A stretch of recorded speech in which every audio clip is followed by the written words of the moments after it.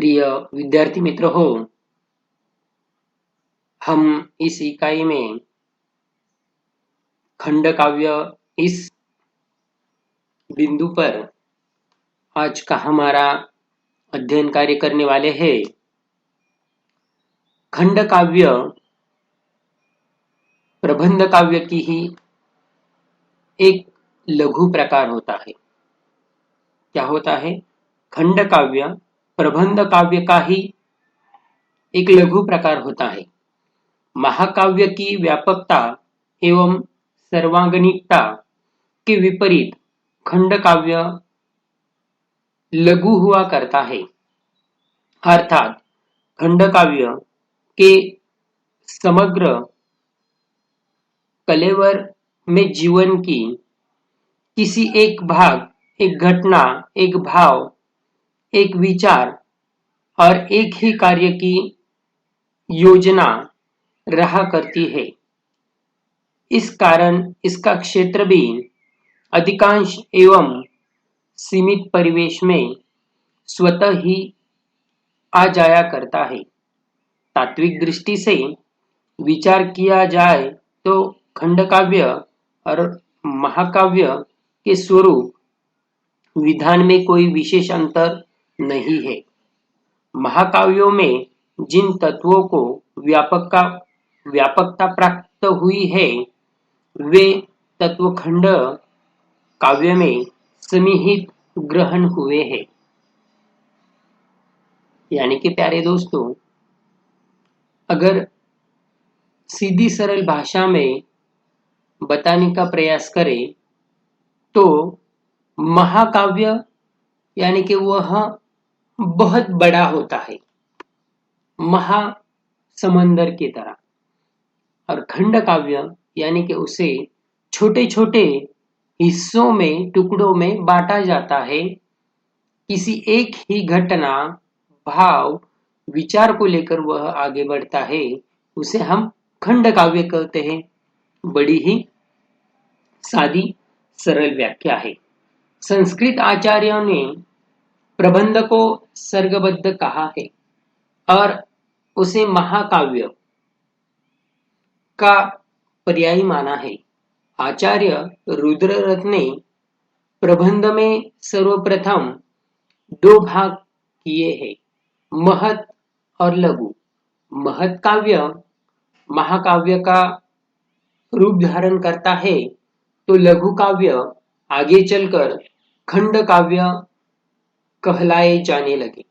आचार्य रुद्रदत्त ने लघु काव्य को शूद्र काव्य नाम से संबोधित करते हुए कहा कि इसमें नायक को सुखी और आपदाग्रस्त दोनों ही रूपों में दिखाना चाहिए। आचार्य विश्वनाथ ने अपने प्रसिद्ध ग्रंथ साहित्य दर्पण में खंड काव्य को इस प्रकार परिभाषित किया है: खंड काव्य भवते काव्यस्य एक देशानुसूरी च, अर्थात काव्य का एक देशीय रूप खंड काव्य कहलाता है, या काव्य के एक अंश का अनुसरण करने वाला काव्य होता है। खंड काव्य की कथा महाकाव्य की अपेक्षा लघु होती है। जो खंड काव्य होता है उसकी कथा महाकाव्य की अपेक्षा में लघु यानी कि छोटी होती है। वह सर्गबद्ध और समस्त संधियों से शून्य होता है। उसकी रचना उदात्त एवं गरिमामय भाषा के अतिरिक्त स्थानीय भाषा में भी हो सकती है। उसकी जो भाषा शैली होती है वह विशिष्ट भाषा शैली न होकर स्थानीय बोलचाल की भाषा भी खंड काव्य की हो सकती है। संस्कृत काव्यशास्त्र में खंड काव्य विषय में यही विवेचन उपलब्ध होता है। संस्कृत काव्यशास्त्रियों के उक्त विवेचन तथा हिंदी के उपलक्ष्य खंड काव्य के आधार पर हिंदी में भी विद्वानों ने इसके स्वरूप पर प्रकाश डाला है। हिंदी के श्री विश्वनाथ प्रसाद शर्मा ने अपने वाङ्मय विमर्श में खंड काव्य की परिभाषा इस प्रकार की है। वह कहते हैं, महाकाव्य के ही ढंग पर जिस काव्य की रचना होती है उस पर जिसमें संपूर्ण जीवन न ग्रहण करके खंड काव्य ही ग्रहण किया जाता है, उसे खंड काव्य कहते हैं। प्यारे दोस्तों, यह खंड जीवन इस प्रकार ग्रहण किया जाता है जिससे वह प्रस्तुत रचना के रूप में स्वतः पूर्ण प्रतीत होता है। उपर्युक्त परिभाषाओं के आधार पर खंड काव्य की निम्नगत विशेषताएं हम देख सकते हैं। अभी हमने खंड काव्य के ऊपर परिभाषाएं देखी कि खंड काव्य और महाकाव्य में क्या भेद है, क्या अंतर है। तो अब हम देखेंगे उसकी विशेषताएं। खंड काव्य में जीवन के किसी एक पक्ष का चित्रण किया जाता है। क्या होता है? जीवन के एक ही पक्ष का, यानी कि अगर हमारी शिक्षा हमारे जीवन का एक पक्ष होता है, अगर हम उसे ही लेते हैं तो खंड काव्य में सिर्फ उसका ही चित्रण होता है। आगे 2, खंड काव्य में महाकाव्य के लक्षणों को संक्षिप्त रूप में स्वीकार किया जाता है। 3, खंड काव्य रूप और आकार में महाकाव्य से छोटा होता है।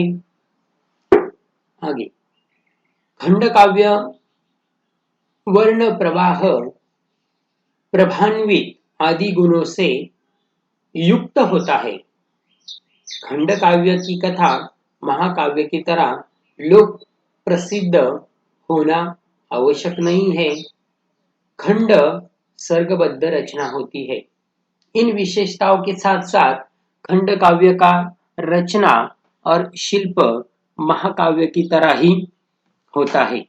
खंड काव्य की परिसीमा का लघु होना, यदि दोनों में मुख्य भेद है जिसके कारण कथा, चरित्र, दृश्य, सर्ग, रस, छंद आदि में भी सीमितता या लघुता आती है, परंतु यह स्पष्ट करना आवश्यक है कि खंड काव्य किसी काव्य रूप का खंड मात्र नहीं है। वास्तव में यह शब्द अनुभूति के उस प्रवाह की ओर संकेत करता है जिसमें अपने संपूर्ण रूप में प्रभावित न कर आंशिक या खंड रूप में प्रवाहित करता है। तो प्यारे दोस्तों, इस तरह से हमने पहले देखा महाकाव्य, उसके उपरांत देखा खंड काव्य। अभी हम देखने वाले हैं मुक्त काव्य, यानी कि इसके नाम में ही प्यारे दोस्तों दिया है मुक्त, यानी कि पिंजरे में बंद होने वाला पंछी और उसी की तरह बाहर निवास करने वाला पंछी, दोनों में क्या भेद होता है अगर यह पूछा जाए तो बड़े सरल तरीके से आप बता सकेंगे कि मुक्त यानी कि उस पर किसी भी तरह के बंधन नहीं होते हैं। ऐसे मुक्तक काव्य को हम देखेंगे। मुक्तक शब्द की उत्पत्ति के लिए प्रथमतः मुक्त शब्द पर विचार करना आवश्यक होता है। मुक्त शब्द मुच धातु से भूतकाल में प्रयुक्त होने वाले निष्ठार्थक कत्य, कौन सा? कत्य प्रत्यय लगने से निष्पन्न हुआ है। मुक्तक यह विशेषता सूचक शब्द है। इस मुक्तक विशेषण से ही संज्ञा बनाने के लिए कन प्रत्यय जोड़ा गया है और इस प्रकार मुक्तक शब्द का निर्माण हुआ है। डॉक्टर रामसागर त्रिपाठी ने मुक्तक का अर्थ बतलाया है कि एक प्रकार का एक प्रकार का काव्य जो पूर्व पर निरपेक्ष स्वतः पर्य उस पद्य तक सीमित हो। प्रस्तुत संयोग में मुक्तक शब्द का सही अर्थ है, यानी कि डॉक्टर रामसागर त्रिपाठी ने मुक्तक का अर्थ बतलाया है कि एक प्रकार का काव्य जो पूर्वापर निरपेक्ष स्वतः पर्यवेसित पद्य तक सीमित हो, यानी कि वह पूर्वार्ध से पूर्णतः मुक्त हो। संस्कृत आचार्यों ने भी मुक्त की परिभाषा दी है। काव्य दर्शन में आचार्य दंडी ने लिखा है, मुक्तक वाक्य निष्पेष शक्ति या श्लोक, अर्थात मुक्तक वह श्लोक है जिसे वाक्यांतर की अपेक्षा न हो। अग्नि पुराण ने मुक्तक उस श्लोक को माना है जो सहृदय में चमत्कार का आधार करने में समर्थ हो। अभिनव गुप्त जी ने भी मुक्तक की परिभाषा करते हुए लिखा है, मुक्तक काव्य उसे कहते हैं जिससे आगे या पीछे के दूसरे पदों या कविताओं के साथ संबंध नहीं होने पर भी रस टपकते हैं। प्यारे दोस्तों, मुक्तक काव्य ऐसा होता है जिसके आगे वाले काव्य से भी कुछ लेना देना नहीं या उसके उपरांत आने वाले काव्य से भी कुछ ही लेना देना नहीं, उसमें से खुद ही रस टपकता हो या श्रोता या पाठक को रस चखने को मिलता हो, उसे हम मुक्तक काव्य कहते हैं। वह सभी अंगों से मुक्त होता है, अर्थात मुक्त का स्वतंत्र अस्तित्व होता है। संस्कृत आचार्य आनंदवर्धन ने मुक्तक में रसों का महत्व प्रतिपादन किया है। तत्र मुक्तेकेषु रस बंधनभिवे निवेशिन क्वेस्नाद श्रेय भवति त्यनम, अर्थात मुक्तक को रस निर्बंध में आग्रहशील कवि के लिए रस श्रित औचित्य नियामक तत्व है। उपर्युक्त परिभाषाओं में विश्लेषण से मुक्त काव्य की निम्न विशेषताएं सामने आती है। मुक्तक पूर्व पर निरपेक्ष होता है,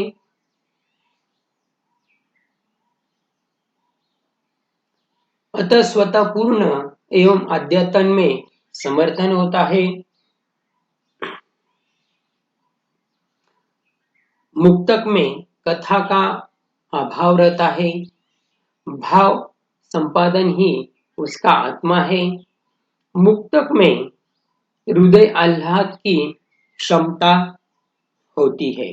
तो प्यारे दोस्तों, इस तरह से मुक्तक काव्य इस तरह से होता है। आगे हम देखेंगे कि उन्होंने गीति काव्य किस तरह से बताया है। गीति यानी जो गाकर बतलाया जाता है उसे हम गीति काव्य कहते। गीति काव्य को मुक्तक काव्य की सर्वाधिक महत्वपूर्ण और प्रचलित विधा कह सकते हैं। इसे व्यक्ति या सर्जक ने अपने सुख दुख की भावनाओं का स्वयं स्फूर्त उच्छलन होता है, अतः इसे आत्मपरक विधा एवं संरचना भी स्वीकार किया गया है। आधुनिक हिंदी साहित्य में अंग्रेजी के लिरिक के प्रभाव स्वरूप किंतु मैथिल कोकिल विद्यापति की पद परंपरा द्वारा घोषित जिसे गेय काव्य का विकास हुआ है उसे गीति काव्य कहा जाता है। यानी कि प्यारे दोस्तों, जो गेय होता है, गाया जाता है, उसे हम गीति काव्य कह सकते हैं। हिंदी में गीति काव्य शब्द का प्रयोग अंग्रेजी के लिरिक शब्द के पर्याय के रूप में किया जाता है। अंग्रेजी के इस लिरिक शब्द की उत्पत्ति लायर नामक वाद्य यंत्र से हुई है। किससे हुई है? जो लायर नामक एक वाद्य यंत्र होता है उससे हुई है। जिन गीतों का गान लायर नामक वाद्य यंत्र के सहारे किया जाता था उन्हें लिरिक नाम से अभिहित किया गया। अंग्रेजी लायर शब्द ग्रीक भाषा के लूरा शब्द से बना है। लूरा ग्रीक का अति प्रचलित वाद्य यंत्र रहा है। देखिए प्यारे दोस्तों, लूरा ग्रीक संस्कृति का अति प्रचलित वाद्य यंत्र रहा है और उस वाद्य यंत्र पर जो गीत गाए जाते थे उसे ही हम गीति कहते हैं। जिसके सहारे गीत गाए जाते हैं इन गीतों को वहाँ लूरिकोस कहा जाता था। अंग्रेजी में यही लूरिकोस लिरिक बन गया। तब भौतिक धरातल की वस्तुओं की परिभाषा ही कठिन एवं विवादास्पद हो जाती है। तब मानसिक धरातल की वस्तु की परिभाषा करना तो अत्यंत दुष्कर है। यह परिभाषा वस्तु के स्वरूप को जानने या समझने में सहायक होती है। पाश्चात्य विचारक हेगलिन ने गीति काव्य की परिभाषा की है। गीति काव्य की आधारभूमि ऐसे कार्य का विचार कदापि नहीं जिसमें बाह्य संसार अपने समस्त ऐश्वर्य के साथ झलकता हो, प्रत्युत उसमें एक ही अवस्था में पड़ी हुई कविता की आत्मा व्यक्तिगत रूप में ही प्रतिबिंबित होता है। उसका एकमात्र उद्देश्य शुद्ध कलात्मक ढंग द्वारा आंतरिक जीवन के रहस्य, उसकी आशाओं, उसकी तरंगीयता, आह्लाद, उसकी वेदना एवं उसके प्रलय उन्माद के उद्घाटित करता है।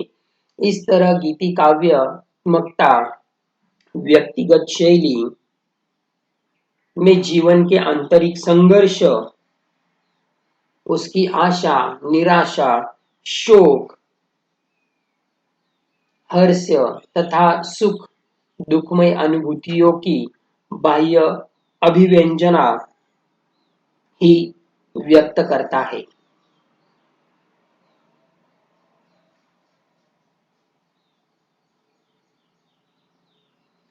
रिस्किन में शब्दों में गीति काव्य कवि की निजी भावनाओं का प्रकाशन होता है। सहज शुद्ध भाव, स्वच्छंद कल्पना,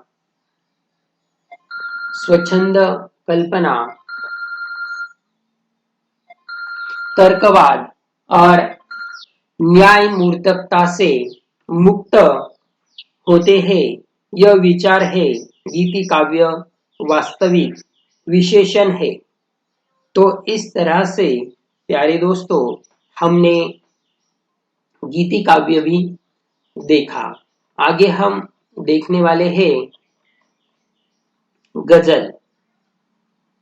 गजल की ओर बढ़ने से पहले काव्य के मुख्य तत्व कुछ इस प्रकार बताए जाते हैं, वह हम देखेंगे।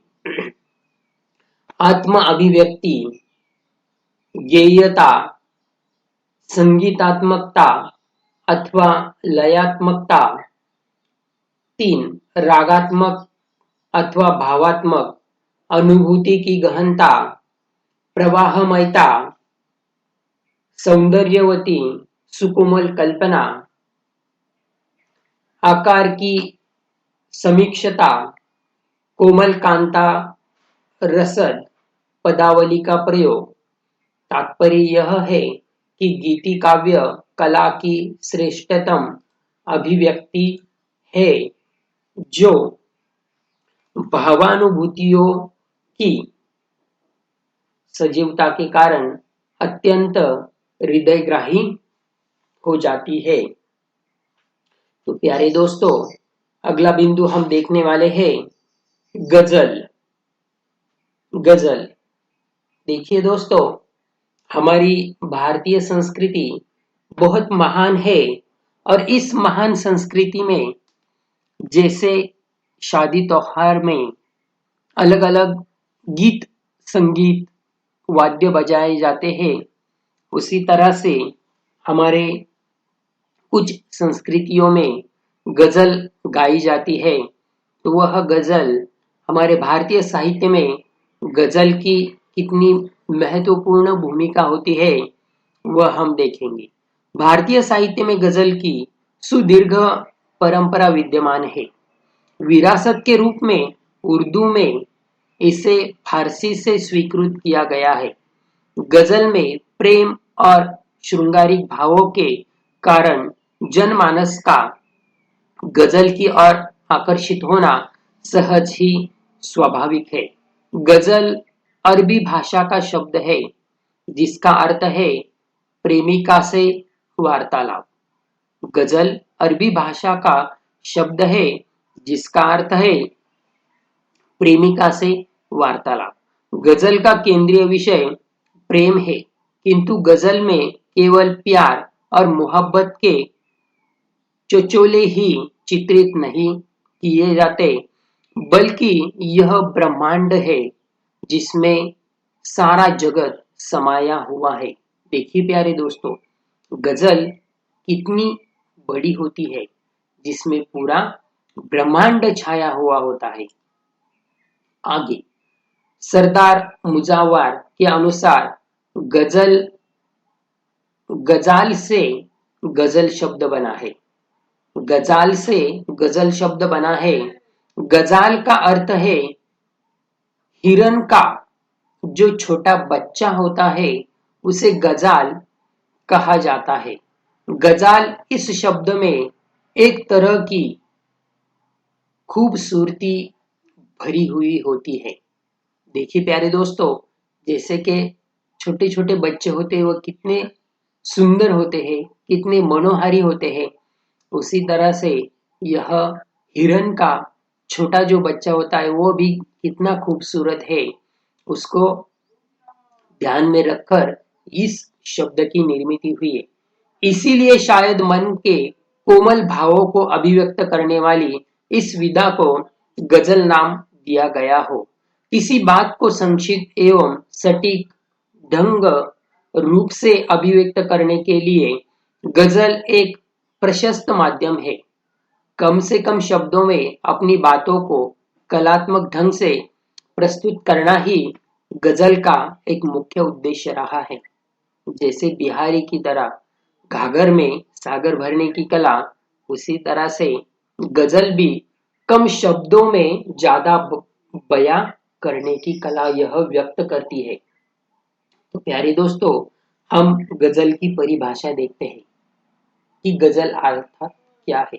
गजल काव्य की सबसे अधिक लोकप्रिय एवं लोकरंजक विधा है।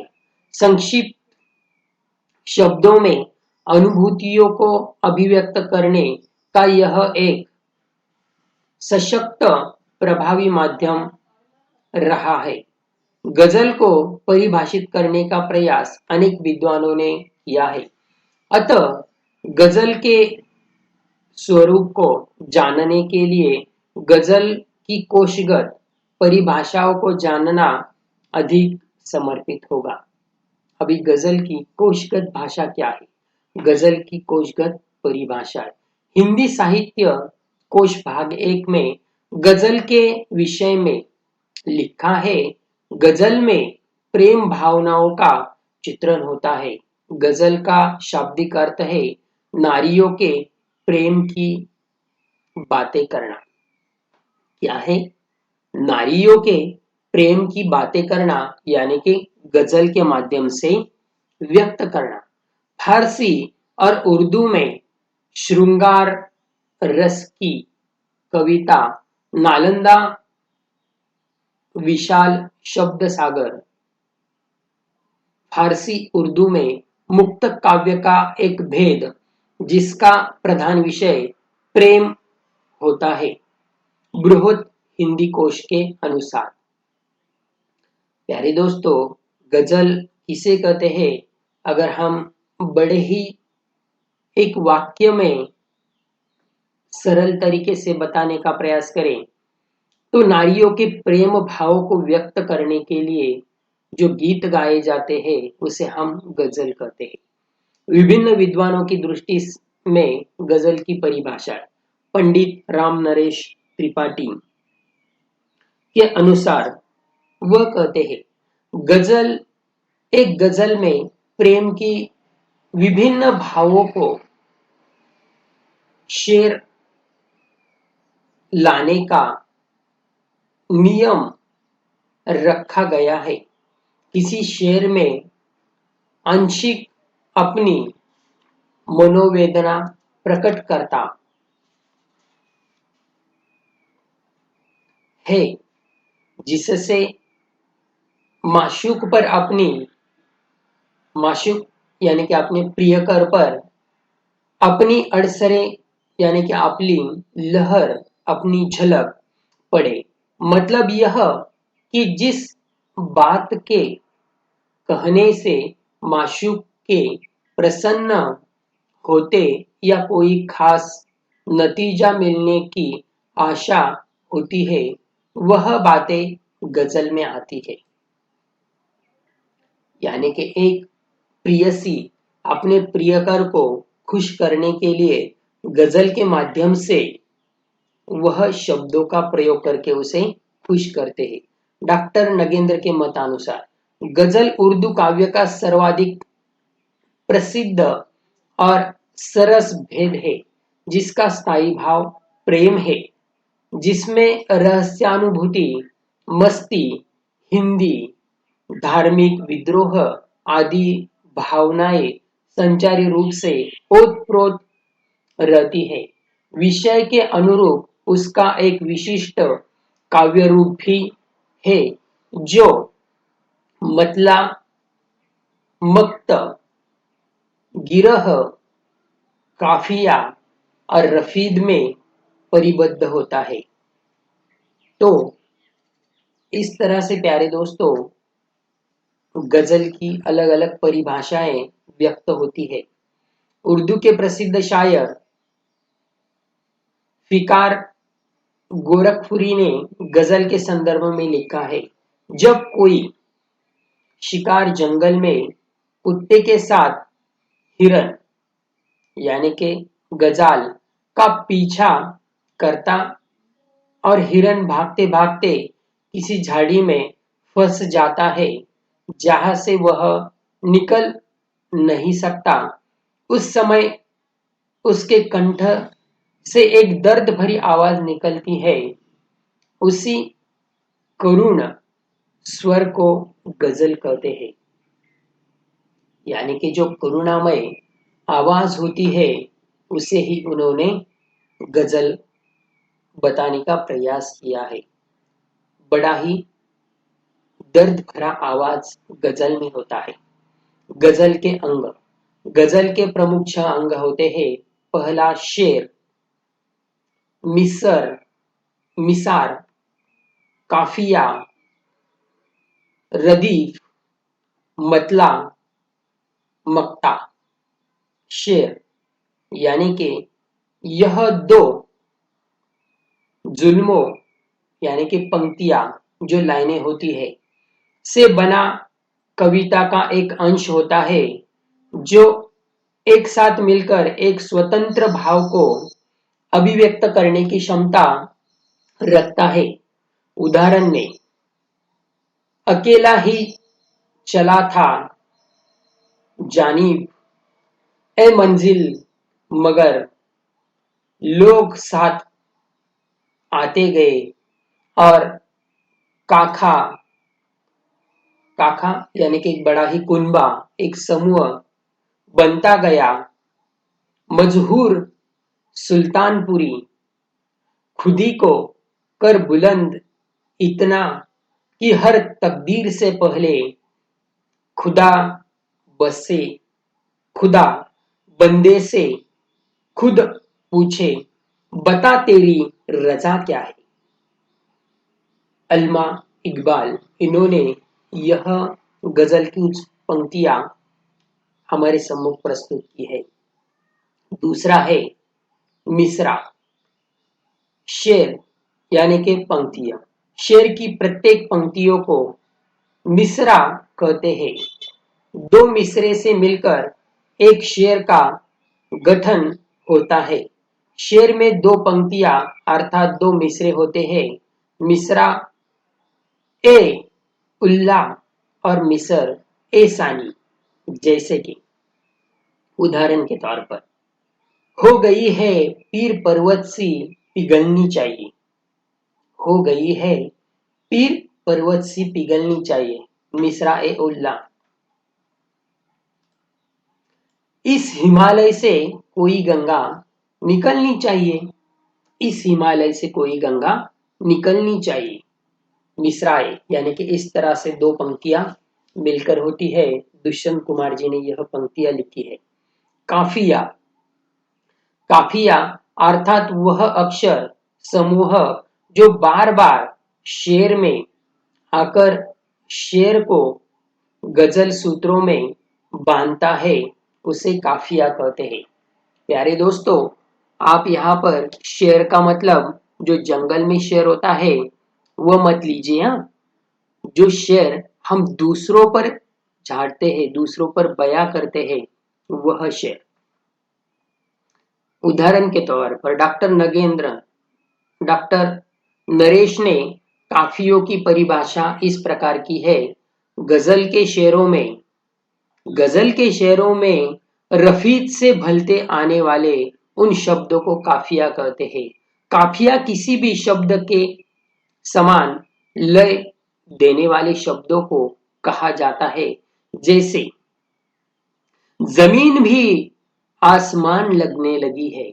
जैसे जमीन भी आसमान लगने लगी है, तू जब से मेरे साथ चलने लगी है। तू जब से मेरे साथ चलने लगी है, इसे हम प्यारे दोस्तों काफिया कहेंगे। देखिए कितनी प्यारी बातें गजल में होती है। आप भी अपने YouTube पर जाकर एक आध दो गजल जरूर सुनिए। मैं आपको गजल की लिंक जरूर भेजूंगा। देखिए प्यारे दोस्तों, कितनी मीठी और प्यारी गजलें होती है। रफीत, काफिया के तुरंत बाद आने वाले शब्दों या शब्दों के समूह को ही रफीत कहा जाता है। जैसे जमीन भी आसमान लगने लगी है। जैसे जमीन भी आसमान लगने लगी है, तू जब से मेरे साथ चलने लगी है। इन पंक्तियों में काफिया के तुरंत बाद लगी है शब्द समूह आ गया है, उसे रफीत कहते हैं। प्यारे दोस्तों, समझ में आ रहा है? गौर से सुनिए। अगला है मतला। गजल का पहला शेर मतला कहलाता है। यानी कि उस शेर में से क्या मतलब हमें बयां करना है वह कहता है। मतला के दोनों मिसरों में तुक एक जैसे ही होती है। मतला का अर्थ है उदय। उर्दू गजल के नियमानुसार गजल में मतला और मक्ता का होना अनिवार्य है, वरना गजल अधूरी मानी जाती है। जैसे कि गजल में मक्ता होना यानी कि शुरुआत अच्छी होनी, शुरुआती मतलब स्पष्ट होना बहुत ही महत्वपूर्ण है।